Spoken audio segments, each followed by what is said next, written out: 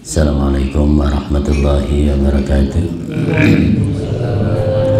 Alhamdulillahi rabbil alamin. Salatu wassalamu ala asyrafil mursalin sayyidina wa maulana Muhammadin wa ala alihi wa ashabihi ajma'in, amma ba'du. Pada seluruh jamaah salat subuh rahimakumullah, seperti biasa mari kita awali pengajian ini dengan basmalah. Bismillahirrahmanirrahim. Qala al-muallif rahimahullah ta'ala wa nafa'ana bihi bi ulumihi fid dharain amin ya rabbal alamin. Wa qala sallallahu alaihi wasallam, idza mata ibnu adama inqata'a amaluhu.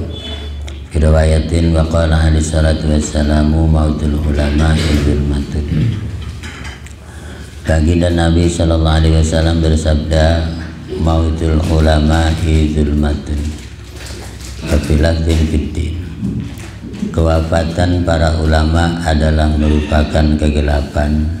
Wa fi zulmatin zulmatun fiddin. Dalam satu riwayat disebutkan bukan kegelapan tapi kekisruhan dalam hal agama. Ini Nabi menjelaskan bahwa bab kematian itu banyak menimbulkan pengaruh yang terkait dengan situasi setelah ilmu itu ditarik. Adapun para ulama dianggapnya orang yang punya sinar ilmu.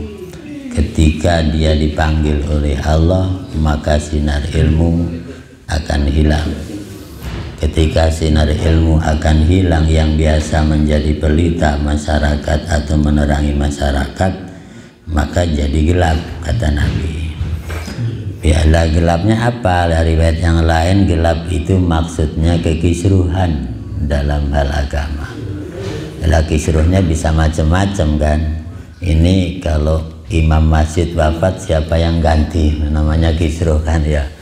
Artinya ada masalah yang dibicarakan di situ, akan timbul kegelapan dalam hal keilmuan, sehingga mencari ganti pelitanya kan jadi bingung.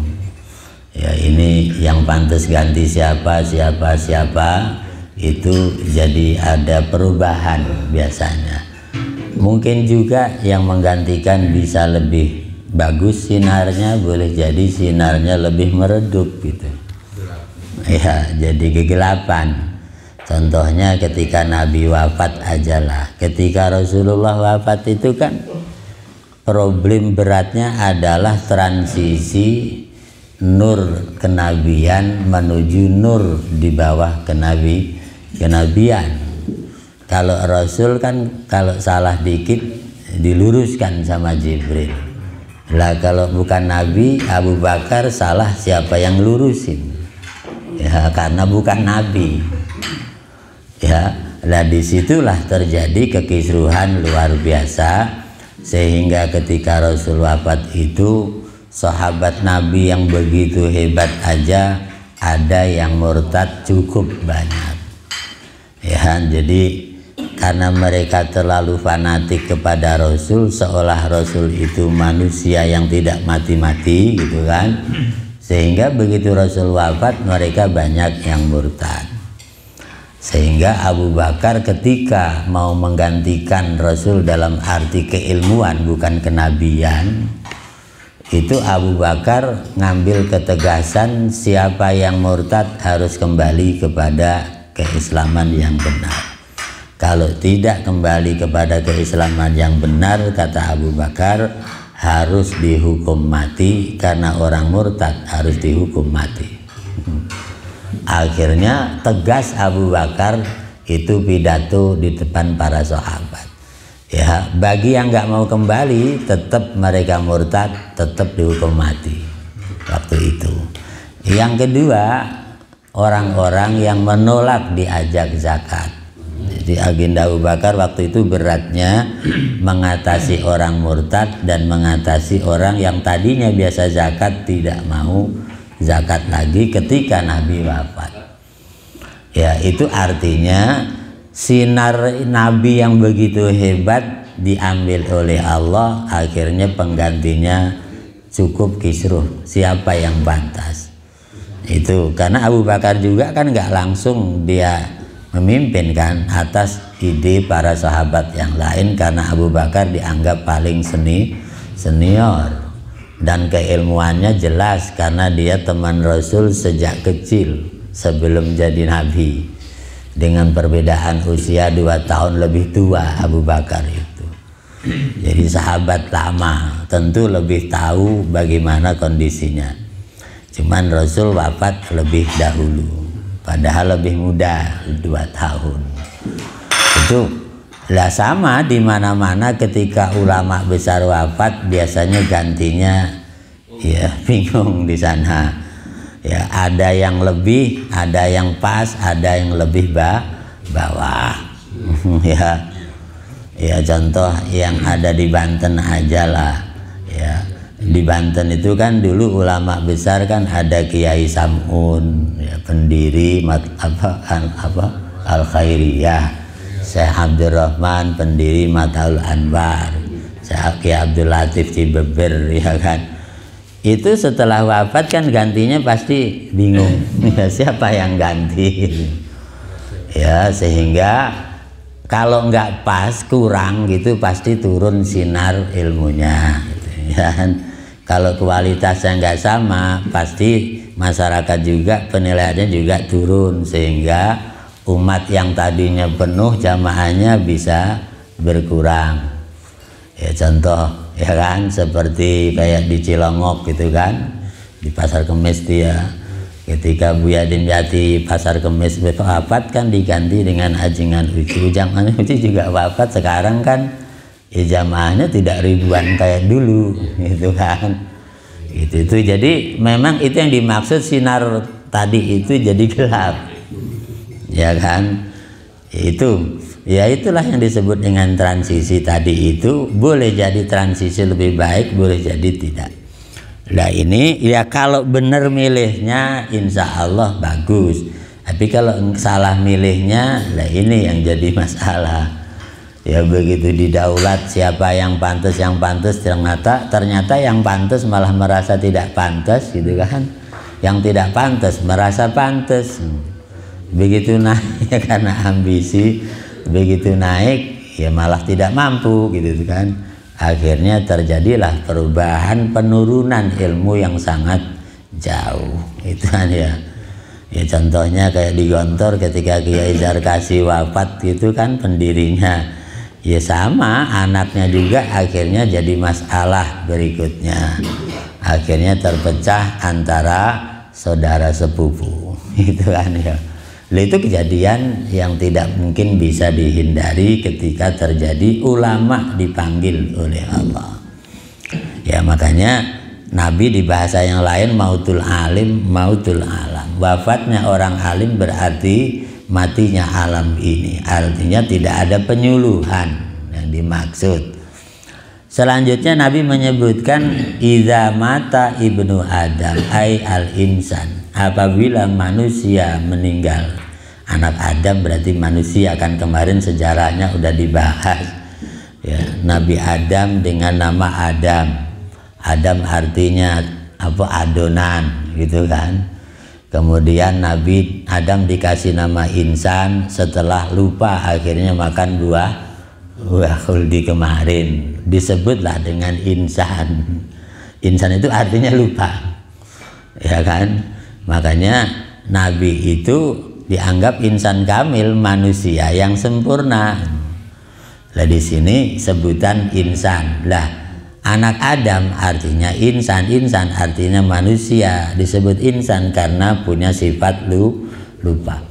Ketika manusia sudah meninggal dipanggil oleh Allah ingkoto'a. Dari kata koto'a ingkoto'a. Kalau koto'a memotong, ingkoto'a menjadi terpotong. Terpotong artinya terputus. Kalau orang Serang terpegat. Ini terpegat. Terpegat saja. Orang Serang nyebutnya pegat. Putus ya. Ya pegatan. Kalau pegatan dalam bahasa Jawa perceraian. Ya makanya kalau bahasa Jawa itu pegatan itu cerai, ya, ya. Oh gitu juga sama ya, karena pegat itu lepas ya putus.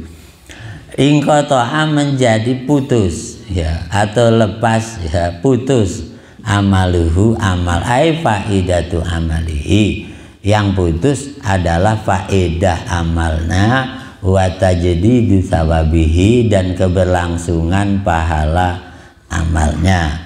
Ketika manusia mati maka faedah amalnya putus, karena biasanya misalnya biasa sedekah udah nggak bisa gerak sedekah lagi ya kan. Kemudian kelangsungan pahalanya juga putus karena berhenti amalnya gitu. Yang berhenti siapa? Ya yang mati itu gitu. Illa min salasin, kecuali dari 3 hal. Ya, kenapa? Fa inna sawabaha, karena sesungguhnya pahala 3 hal ini la yang qati'u, tidak akan terputus. Bal huwa daimun muttasilun naf'i, tetapi terus berlangsung dan bersambung manfaat pahala itu sendiri. Ya, apa itu? Shadaqatun jariyatun boleh, shadaqatun jariyatin juga boleh dibaca begitu. Ya, kalau shadaqatun jariyatun namanya khobar mubtada yang dibuang, al awwalu shadaqatun jariyatun. Yang pertama shadaqah jariyah. Lah ini ai muttasilah, maksudnya bersambung terus, kawakfin seperti wakaf. Wa fi riwayatin shadaqatun dairah. Sedekah yang mengalir terus pahalanya. Jadi artinya ada sedekah itu yang menjadi amal kebanggaan setelah mati. Kenapa? Karena orangnya sudah tidak berbuat, pahalanya tetap bergerak. Iya kan? Orang mati meninggalkan wakaf, ya kan? Wakafnya bisa macam-macam kan. Wakaf itu dalam fikih kan pembahasannya luas. Cuman kalau cerita awal wakaf itu Sayyidina Umar. Karena Umar itu orang pertama contoh wakaf yang mewakafkan tanah kebun kurma. Jadi tanah ada kebun kurmanya ya kepada Rasulullah, itu sejarah awalnya. Yang sejenis wakaf juga sama ya. Ya cuman pertanyaannya, kalau sekolahan wakaf untuk sekolahan kan milik negara ya, wakaf untuk Pak RT itu. Iya, sekolahan, universitas itu yang wakifnya siapa, yang berwakaf siapa? Kalau dibilang wakaf itu namanya siapa wakifnya? Bukan wakaf. Bukan wakaf kata Pak Haji. Wakaf itu kan orang mengeluarkan sesuatu ya, kalau lepas dari manfaat pribadi kepada manfaat keagamaan yang menuju akhirat gitu kan. Jadi kalau manfaatnya menuju duniawi namanya bukan wakaf ya. Bisnis kata Pak Haji. Jadi kalau manfaatnya duniawi itu misalnya ya adalah sekarang itu kan banyak hal-hal yang sifatnya bisnis oriented, berwajahkan pendidikan ya kan. Pendidikan masuknya ratusan juta. Itu namanya bisnis oriented bukan ya, ngejar duniawi yang saya maksud. Sedangkan wakaf ngejar ukhrawi gitu. Makanya saya pernah dengan cerita dari kampungnya Pak Agus, tapi Cikesal, Pak Agus Cikesal kan ya? Iya. Ada masjid nggak pernah dibangun lewat jariah masyarakat, tapi dibangun lewat wakaf sawah seseorang yang sudah wafat. Jadi masjid itu dibangun oleh orang yang mampu, kemudian punya tanah sawah, diwakafkan untuk masjid. Artinya setiap panen uang itu masuk kas masjid itu. Jadi kalau sawahnya hektaran kan lumayan banyak. Kalau setahun panen 3 kali berarti kan lumayan besar. Kali 10-15 tahun misalnya masjidnya mau direhab, ya nggak usah nyari jariah ngemis di jalan-jalan ya Pak Haji ya. Cukup dari panen sawah masjid selesai. Ya, ada yang begitu. Ya, Tapi kayaknya masih di sebelah sini Pak Agus, dekat stasiun situ itu. Ya itu ada, jadi bagus lah daripada kalau di kota kan nggak punya sawah masjidnya. Jadi jalan. Kalau di kota jariah sawah orang kota untuk masjid kontrakan. Kalau di kota kan sawahnya kontrakan. Jadi masjid amal jariah banyak, sedekah jariahnya banyak sampai miliaran, kemudian bangun kontrakan, hasil kontrakan masuk ke masjid. Itu kalau di kota, ya kan. Kalau di kampung tadi sawah, kebun, ya kan. Itu saya kira bagus ya, ya bagus, itu ide yang cemerlang. Jadi banyak cara yang lain sebenarnya. Kadang-kadang kan orang tidak hati-hati di situ, akhirnya ya tadi ya akhirnya begitu mau dipugar, mau dibangun harus nyari-nyari dana, kesusahan ya Pak Haji ya. Tapi kalau strateginya bagus kayak tadi, saya kira luar biasa ya kan, nggak merepotkan masyarakat lagi, walaupun dulunya juga jariah masyarakat gitu kan. Itu ya, cuman tadi ada yang wakaf itu kadang-kadang di wakafnya orang tua tapi dijual anaknya. Itu yang ironis kan di situ. Ya karena suratnya tidak lengkap. Zaman sekarang banyak orang jual wakaf masalahnya. Ya, ini yang terus bersambung terus. Au ilmin atau ilmun yuntafa'u bihi. Yang kedua, orang sudah meninggal tapi pahalanya masih mengalir karena dulunya hidupnya rajin berkontribusi dengan ilmunya, mengajarkan ilmunya ke keluarga, ke saudara, ke masyarakat dan seterusnya. Setelah dia meninggal, murid-murid yang belajar masih terus beribadah. Yang dulunya diajarin Quran, muridnya bisa baca Quran. Tiap muridnya baca Quran, dia kebagian pahala. Kemudian watasnif, ya, amal yang terus berjalan terus pahalanya adalah mengarang atau menulis buku. Itu. Qala Tajuddin As-Subki watasnif aqwa litu libaqaihi ala mamari zaman. Imam As-Subki mengomentari bahwa mengarang itu lebih utama. Kenapa? Karena kekuatan buku lebih panjang di sepanjang zaman.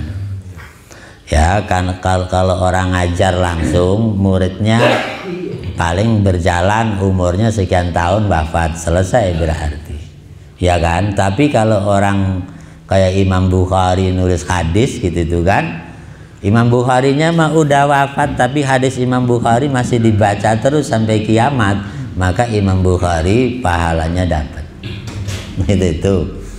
Ya, atau misalnya kayak sekarang ada kitab Mushaf Banten, ya Quran yang dicetak Banten. Itu yang nyetak itu nanti sepanjang zaman dia kebagian pahala, ya. Sepanjang masih dicetak. Ya, cuman kalau nyetaknya berhenti ya berhenti gitu loh. Masih dicetak nggak bagi? Kalau wakaf masih ngalir ibadahnya sudah. Iya, wakaf. Ya kalau wakaf tadi tetap kekuatannya wakafnya itu sepanjang tanah wakaf yang ditanamin padi itu masih terus berjalan panennya dan pahalanya tadi itu disumbangkan ke masjid terus, ya di situ pahalanya mengalir terus. Makanya orang wakaf tanah untuk masjid, untuk pesantren dan yang lain-lain itu bagus sekali. Cuman kalau kita lihat di Fathul Mu'in itu, boleh nggak kita wakaf dengan bangunan? Boleh. Ya cuman tadi kekuatan bangunan juga suatu saat akan dipugar gitu kan. Ketika dipugar, makanya dalam bab fikih itu kalau ada masjid dipugar misalnya, sedangkan bangunannya wakaf gitu kan, maka puing-puingnya tidak boleh dibuang kecuali bermanfaat untuk masjid lagi.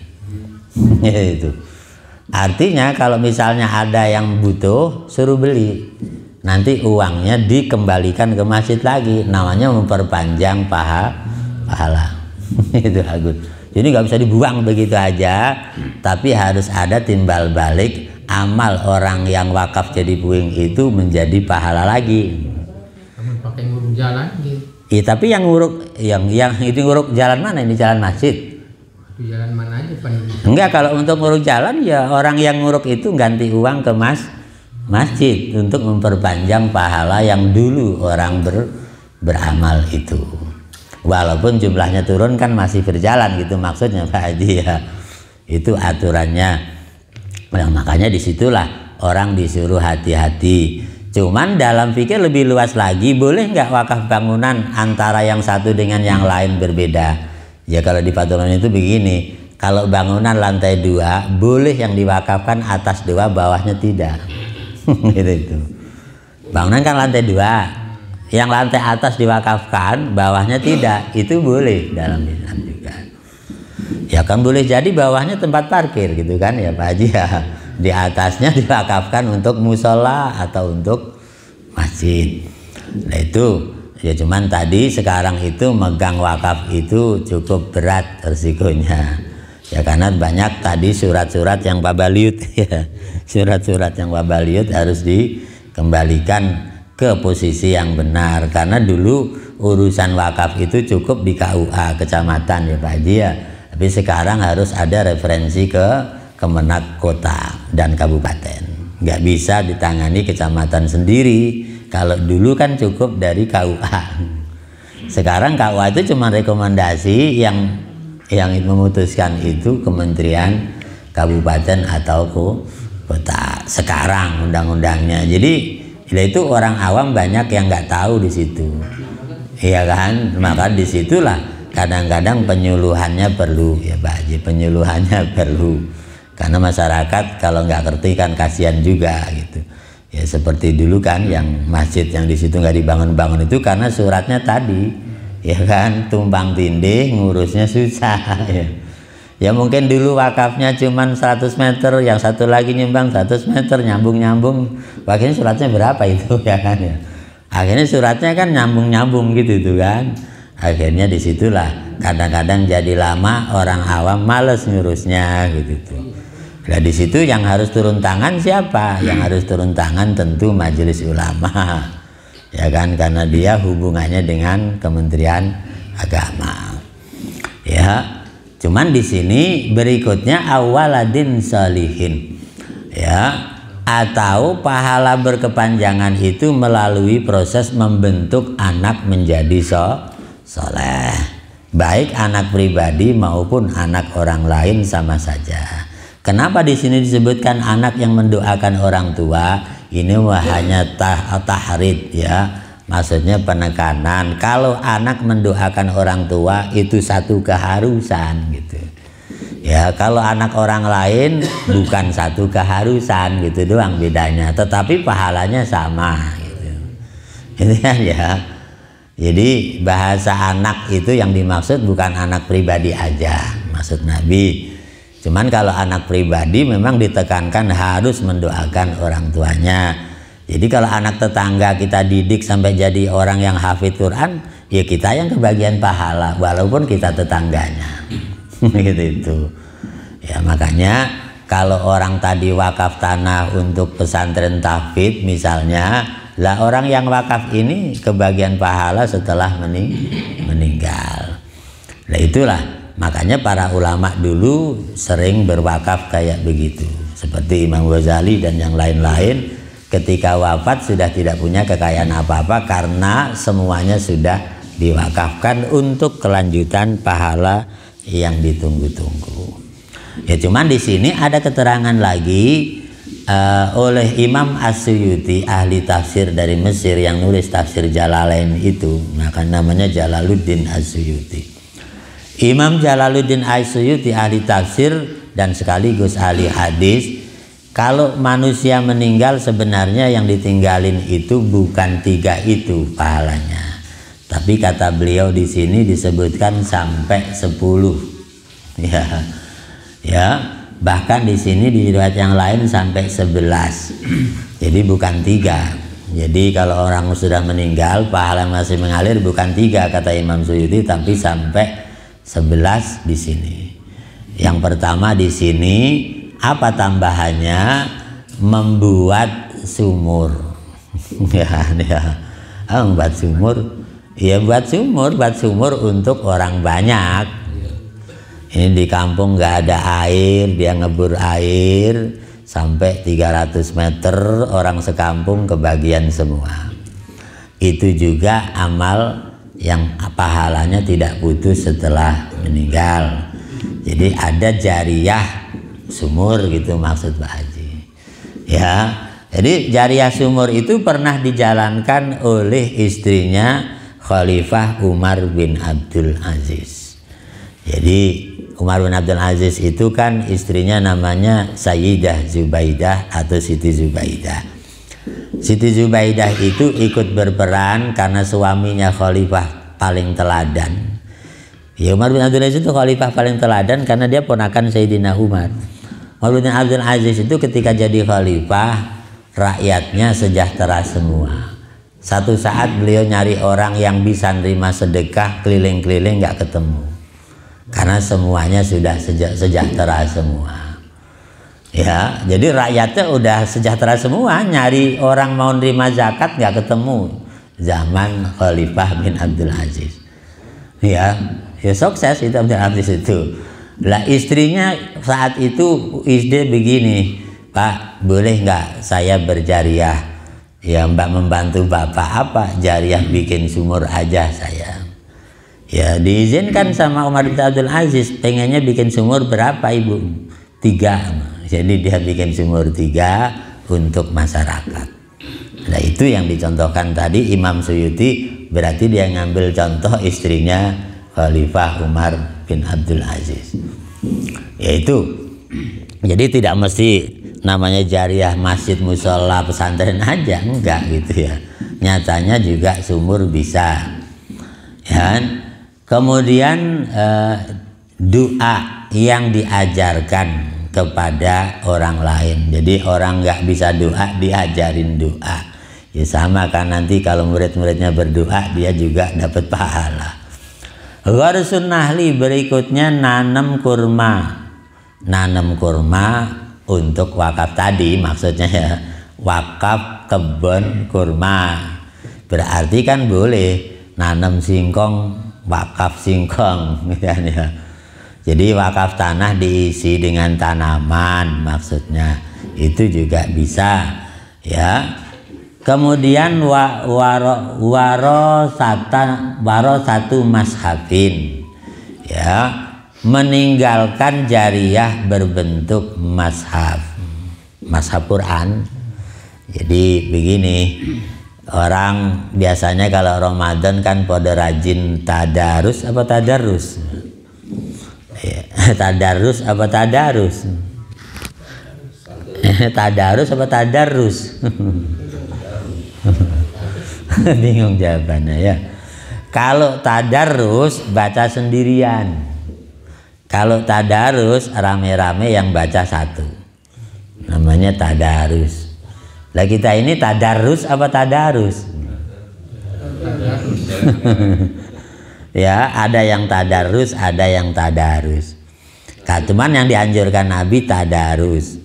Tadarus itu yang 3 orang misalnya, yang 1 baca, yang 2 dengerin, kalau salah dibetulkan. Namanya tadarus. Ya, tapi kalau tadarus itu baca sendirian, salah bener bablas terus, namanya tadarus. Itu bedanya di mana? Beda kalau yang satu kan ngaji diperbaiki, yang satu ngaji nggak ada yang memperbaiki, itu doang kan Pak Haji ya. Tapi Nabi nganjurkannya tadarus, satu baca, yang lain menyimak, kalau salah dibetulkan. Itu. Nah di sini orang kalau lagi Ramadan biasanya rajin beramal baca Quran.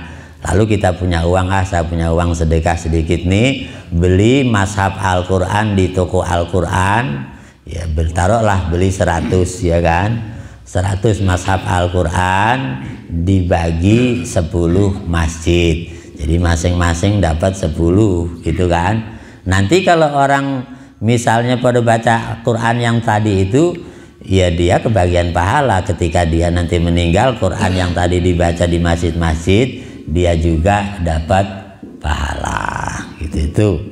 Itu kata Imam Suyuti berikutnya kayak begitu. Kemudian waribat ya kan? Waribat itu seperti pesantren dan yang lain-lain, bangunan untuk pendidikan Islam. Itu juga ribat bahasanya. Itu juga bisa mengalir terus. Ya cuman gitu, kadang-kadang tadi jadi masalah. Ya ketika Ustadz Arifin Ilham bangun pesantren kan serius. Begitu wafat sekarang anaknya kan ribut satu dengan yang lain soal pesantrennya. Lah di situ susahnya di sana ya kan, jadi rebutan anaknya. Ya akhirnya kan nggak rukun anaknya kalau begitu ya Pak Haji. Kalau udah rebutan biasanya nggak rukun. Ya kalau nggak rukun otomatis pecah. Ya dari situ kadang-kadang jadi berat memang. Lah ribat itu pembangunan untuk sarana ibadah apapun bentuknya. Itu. Kemudian ijra'u nahrin, ya bikin irigasi saluran sungai untuk kemaslahatan banyak orang. Ya kan, Cibanten dialirin ke yang lain. Ada kan? Yang ini yang ke Bayangkara itu kan pecahan Kali Banten ya, kalau nggak salah ya. Air yang mengalir dari Sempu Segala itu ya ke Sempu Segala ke Polres itu pecahan Kali Banten, dipecah, dikecilin, dibelokin buat irigasi. Cuman katanya Belanda yang bikin Pak Haji. Iya pahalanya nggak dapat pahala kali yang bukan Muslim Belandanya. Ya. Kalau di Belandanya Muslim ya pahalanya banyak itu ya. Iya, nggak tahu kalau aliran ya Pamarayan itu yang bikin Belanda apa bukan? Nah, itu jariah Belanda ya, Belandanya bukan Muslim nggak dapat pahala nih. Ya kalau yang Muslim ya dapat walaupun orang Belanda. Yang mana itu Pak Haji? Oh itu Bagus Buang, oh bukan Belanda ya. Oh, iya kalau yang Muslim dia pahalanya besar sekali karena untuk kemaslahatan banyak orang, baik untuk irigasi maupun untuk PAM ya. Sama aja, PAM kan untuk wudhu kan, orang mandi wudhu itu kan pahala semua. Nah ini juga perlu ya. Kemudian selain itu wabaitun lil gharibi binaan. Selanjutnya adalah bikin bangunan untuk orang-orang terasingkan. Orang terasingkan itu iya orang-orang terdampar. Namanya bangunan apa itu? Rusun bukan? Ya sejenis rusun ya. Rusun, sejenis rusun kayak di Jakarta rusun Nawa gitu. Kalau di Serang kan di Ciracas itu ya. Ya di Ciracas ada kan. Nggak tahu jadi apa enggak. Ya membangun bangunan untuk tempat tinggal orang-orang terdampar. Orang-orang terasingkan, diusir keluarganya dan seterusnya. Orang-orang terlantar itu juga jariah sebenarnya. Panti asuhan masuk. Iya, panti asuhan masuk. Jadi orang-orang terlantar itu kan sebenarnya orang baik dalam pandangan Islam. Nabi nyebutnya doaul gharib mustajab. Doa orang terdampar terasingkan itu mustajab. Ya kan ada orang nyasar nggak bisa pulang, orang kampung ke kota besar nggak bisa pulang, nyasar di kolong jembatan. Ya itu lo itu bisa terjadi, perlu ada yang nolong gitu. Ya lah itu ya makanya kalau negara-negara yang sudah bagus memang ada ya, termasuk nampung imigran ya kan, gelap atau tidak gelap. Ya kan ada imigran gelap, ada imigran yang tidak gelap. Ya. Biasanya imigran gelap itu kan orang-orang Afghanistan korban perang. Ya kan, nyasar ke Malimping gitu. Ya kenapa? Karena dia mau ke Australia kan, mau ke Australia ditolak, belok nyasarnya ke Malimping. Ya kan ya. Ya karena Laut Malimping itu laut perbatasan Australia dengan Indonesia kan ya Pak Haji ya. Ya cuman yang sedih di Malimping juga kadang-kadang karena tempatnya seperti itu Ya orang-orang ada yang ngirim bahan senjata peledak bom itu di daerah Malimping gitu kan. 2 kontainer kok bisa masuk hutan, itu gimana ceritanya, bawanya kayak apa? Diambil sama Mabes Polri, adanya di sana. Lah itu ngambilnya aja juga susah, apa dia bawa pesawat? Jadi ini jurang curam, ini jurang curam, sana laut gitu, orang turun aja susah. Itu kenapa ada 2 kontainer di situ isinya bahan bom. itu. Iya. Lah itu kan berarti kan tadi imigran, tapi imigran yang nggak beres ya Pak Haji ya. Ya imigran gelap. Ya kalau imigran yang bener di sana nggak makan lari ke sini, memang harus ada penampungannya gitu loh. Tapi kalau yang tadi bawa-bawa gitu kan itu mau misionaris, bukan imigran yang nyari makan ya. Bukan. Ini orang-orang terlantar. Kalau kita bangun bangunan bagian dari jariah itu sendiri ya. Ya selanjutnya di sini ada lagi ta'limu liqur'anin karim fakhudha. Ya, kemudian au mahallu dzikrin, bangun majelis zikir, bangun tempat pendidikan Al-Quran. Nah, itu sekarang kan banyak rumah tahfidz segala macam ya.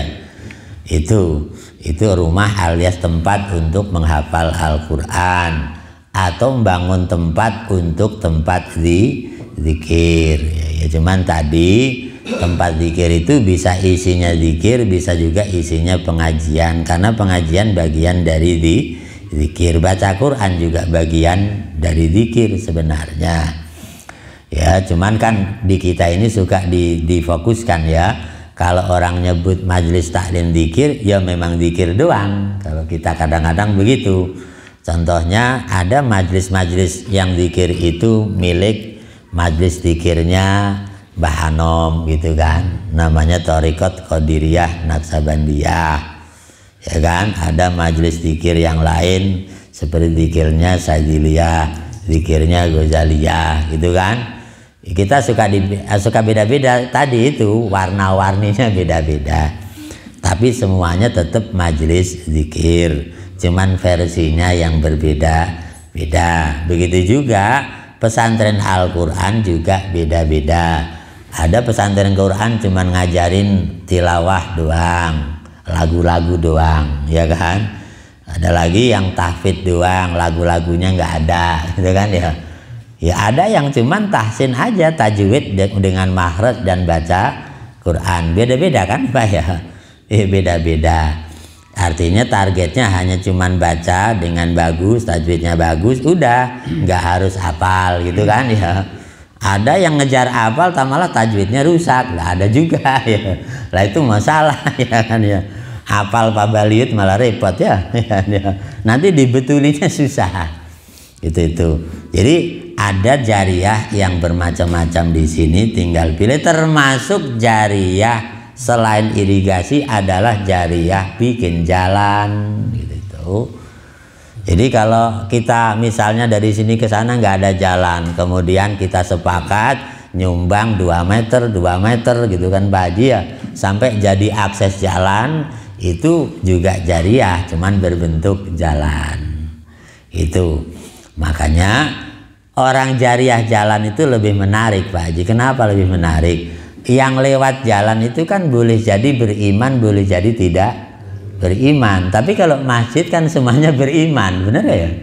Kalau jariah masjid yang ngisi pasti orang beriman. Tapi kalau jariah jalan yang ngisi, iya kan, yang muslim masuk lewat jalan itu, yang kafir masuk, bahkan anjing juga lewat jalan situ. Itu kan. Ya menariknya dia itu jariah, tetapi mobilitasnya umum, ya kan? Bisa beriman, bisa tidak beriman, bisa manusia, bisa selain manusia. Dan itu semua bisa mengakibatkan pahala yang didapat setelah dia meninggal. Sama jalan juga kekuatannya lama, sepanjang jalan itu belum mati. Emang ada jalan mati? Ada nggak Pak Agus jalan mati? Ya lama-lama nggak dipakai, namanya jalan mati, bukan Pak RT? Jalan Kalau buntu mungkin masih dipakai, ini mau mati. Kalau buntu itu oleh beberapa orang dipakai, cuman buntu gitu kan. Tapi kalau mati memang selamanya nggak dipakai gitu loh. Pindah jalan biasanya kalau mati ya. Ya banyak sih dulu, banyak kampung-kampung yang jalannya itu dipakai, sekarang nggak dipakai. Sama juga jembatan kan ya, jembatan tinggalan Belanda itu banyak yang dirubah oleh kita karena situasinya menikung gitu itu kan ya. Udahlah pindahin yang lempeng aja gitu kan ya. Berarti nggak kepake yang nikung tadi kan gitu itu ya banyak kan jalan-jalan yang dulunya ramai sekarang nggak dipakai juga banyak. Artinya kalau sudah mati jalan berarti pahalanya selesai gitu loh, karena udah nggak ada yang lewat masalahnya. Jadi mobilitas itu yang menentukan. Oleh karena itu di sini orang berjariah sesuai dengan mobilitas pahala itu sendiri. Makin banyak jumlah jamaah, makin banyak pahala. Makin sepi jamaah, makin sedikit pahala. Makanya kita punya kewajiban memakmurkan masjid, memakmurkan musola, majelis taklim. Maksudnya kalau banyak pahalanya banyak gitu ya. Ya kalau kita bangun masjid gede ya, taruhlah 100 meter kali 100 meter gitu kan ya. Tetapi ya emang ditulis kapasitasnya mencapai 100.000 orang, yang jamaah cuma 2 orang, ya sama aja pahalanya ya 2 orang itu, bukan gede tapi pahalanya sedikit karena jamaahnya sedikit. Saya dulu kan pernah tinggal di Cimuncang Pak 1 tahun. Saya suka jamaah di Masjid At-Taurah itu zuhur. Jadi saya sholat zuhur jamaah itu paling 2 orang, 3 orang, 2 orang, 3 orang. Ya, kalau 3 orang imamnya 1, makmumnya 2. Itu. Padahal gede kan Mas Taurah ya Pak Haji. Masjid Taurah kan gede Pak. Sholat zuhurnya jamaahnya Pak Haji Arif 2, 3, 2, 3. Padahal di depannya ada IAIB, ada Aliyah Ulumul Quran Pak Mahmudi yang sekarang punya Mubarak. Ya. Tapi sepi-sepi aja. Lah ini anak sekolah nggak disuruh jamaah atau bagaimana ini Pak Mahmudi ini? Iya itu. Kok saya lagi bertiga lagi tiap duhur itu. Ya kan, sama juga Pak Haji Arif itu kan katanya sholat di dekat saya sana itu nggak ada orangnya Pak Haji ya. Azan aja susah nggak taunya, nggak ada yang azan Pak Haji yang azan ya. Ada kan masjid gede tapi mobilitas amalnya sedikit itu ada. Ada yang masjidnya kecil tapi penuh terus juga ada. Muhajirin contohnya katanya bagus ya. Kecil tadi jamaahnya penuh terus lah. Itu berarti pahalanya berlimpah ya. DKM-nya. Masa DKM doang yang ngisi ya enggak lah, semuanya yang ngisi. Itu mah cuman aturan main aja DKM. Yang penting jamaahnya banyak gitu Pak RT ya. Iya, nanti kalau nggak banyak Pak RT ngumumin lagi. Ya, biar banyak lagi. Ya kan Pak RT kebagian pahala kalau ngumumin jadi banyak. Ya inilah yang dapat dibacakan, mudah-mudahan ada manfaatnya. Terima kasih dan mohon maaf. Assalamualaikum warahmatullahi wabarakatuh. Waalaikumsalam.